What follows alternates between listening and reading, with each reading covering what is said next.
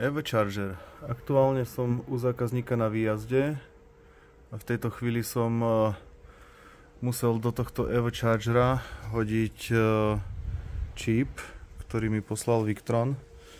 Toto je manuál na to, taký čip nahodiť, a musel som medzi napájanie displeja a plošák dať medzikus, ktorý dodá displeju viacej šťavy, pretože aktualizáciou nového prostredia tento displej pri každom nabíjaní začal blikať.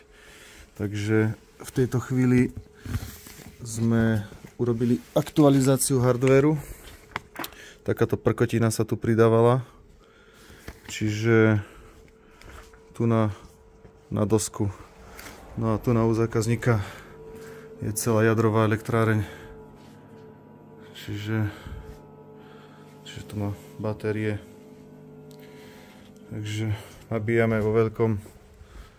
Aktuálne mu všetko funguje ako má a hádam to už pôjde. Tento malý zázrak. Ono to inak všetko šlo, až dokým sa Victron nerozhodol vyvinúť takéto nové pekné čierne prostredie, ktoré žerie viacej elektriky samotnému displeju. No, takže budiš.